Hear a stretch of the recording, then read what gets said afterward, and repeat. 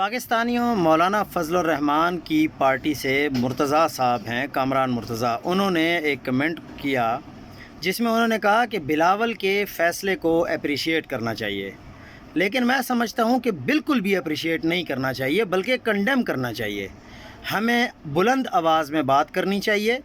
بھائی انہوں نے ساری کوشش کر لی، جب پتہ چل گیا کہ کچھ نہیں ہو سکتا تو پھر وہ کیا کرتے؟ اوتھ نہ دینے کے بارے میں پشاور ہائی کورٹ بھی فیصلہ دے چکی ہے، سب کچھ ہو چکا ہے، تو ان کے پاس کیا چوائس تھی؟ سرنڈر کرنا یا پھر کٹ کے مر جانا؟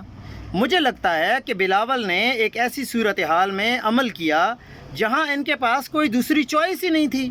میرا نہیں خیال کہ ہمیں ایسی چیزی کو ایسی جو باتیں ہیں ان کو اپریشیٹ کرنا چاہیے۔ ہمیں یہ دیکھنا چاہیے کہ اس سارے عمل کے سیاسی اثرات کتنے گہرے ہیں، اس لیے پاکستان آگے نہیں بڑھتا۔ ہم جمہوریت کی بات تو کرتے ہیں، لیکن جب عمل کرنے کا وقت آتا ہے تو ہم ہر ممکن کوشش کرتے ہیں کہ اسے سبوتاژ کیا جائے، چاہے دانتوں سے ہی کیوں نہ کرنا پڑ جائے۔ اس لیے آپ لوگ بلاول بھٹو زرداری کی بات کو بالکل اپریشیٹ نہ کریں، ان کے پاس کوئی دوسرا راستہ نہیں تھا۔